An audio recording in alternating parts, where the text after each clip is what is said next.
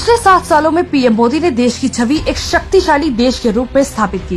एक ऐसा देश जो सुरक्षा हो या आर्थिक मोर्चा हर तरह से अपने देशवासियों का हित सुनिश्चित करने के लिए समर्थ है। लेकिन विपक्ष और खासतौर पर कांग्रेसी चमचे उनकी नीतियों पर सवाल उठाते रहे।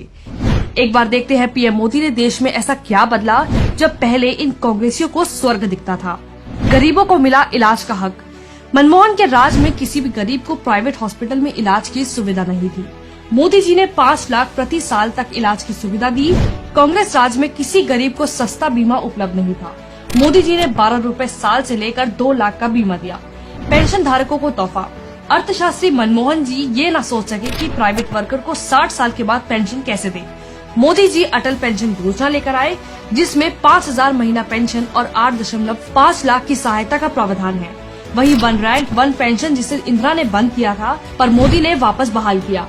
किसी 20 साल पहले रिटायर्ड फौजी से इसका फायदा पूछिए। धुएं से आजादी। 70 सालों से देश की महिलाएं चूल्हे के धुएं में घुट रही थी, लेकिन कांग्रेस को ये घुटन नजर नहीं आई। Modi 9 crore free gas connection दे चुका है, जिससे आज देश की हर महिला उनका आभार और कांग्रेस को गालियां देती है।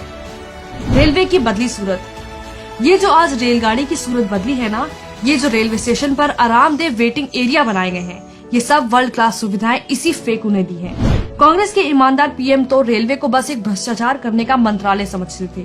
आज देश के हर कोने में रेल को पहुंचाया और विकास की एक नई गाथा लिखी। आतंकियों को डराया। पीएम मोदी के राज में देश में एक भी बम ब्लास्ट या आतंकी हमला नहीं हुआ, वरना कांग्रेस के काले काल का अध्याय तो आपको पता ही होगा। यादें धुंधली हो गई हो तो 26/11 याद कर लीजिए, कांग्रेस की लाचारी समझ आ जाएगी। एम्स का रिकॉर्ड। कोरोना में कहा गया कि देश में हॉस्पिटल व्यवस्था अच्छी नहीं है, जो कि सच भी है, पर सच ये भी है कि मनमोहन जी ने 6 एम्स बनाए, वो भी अटल जी द्वारा सैंक्शन किया प्लान था।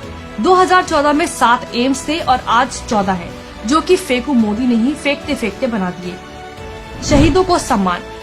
राजघाट 44 एकड़, शांतिवन 52 एकड़, विजय घाट 44 एकड़। ये दिल्ली जैसी जगह पर जहाँ रहने को घर की जगह नहीं, वहाँ बनाए गए गांधी परिवार के स्मारक, और इन स्मारकों पर आज भी करोड़ों खर्च होते हैं उसके रखरखाव पर, लेकिन सब चुप है। पर जैसे ही सरदार पटेल की 5 एकड़ की प्रतिमा बनी, कांग्रेस उस पर सवाल उठाने लगी, जिसपे हर साल लाखों लोग टिकट लेकर जाते हैं। 5 करोड़ सालाना औसतन एक समाधि का खर्च है। चलो माना कांग्रेस के लोग महान थे, तो देश में फौजियों के लिए एक भी मेमोरियल क्यों नहीं बना? मनमोहन जी ही बना देते। नहीं भाई, वो भी इस चाय वाले को ही करना था, इसलिए दिल्ली में देश का पहला वॉर मेमोरियल बना। अब राम का नाम।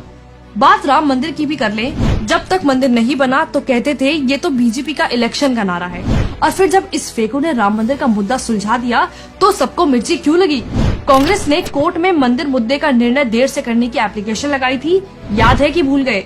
भूल ही गए होंगे आप। 1947 भूले, सुभाष जी की हत्या भूले, शास्त्री जी की रहस्यमय मौत भूले, 1962 की चीन हार भूले जिसमें हजारों एकड़ जमीन चीन ले गया। आप 1984 भूले, 1979 कश्मीर भूले, 1992 में राम भक्तों पर चली गोली भूले, 26/11 जैसे अनेक बम ब्लास्ट भूले, अनेक घोटाले भूले।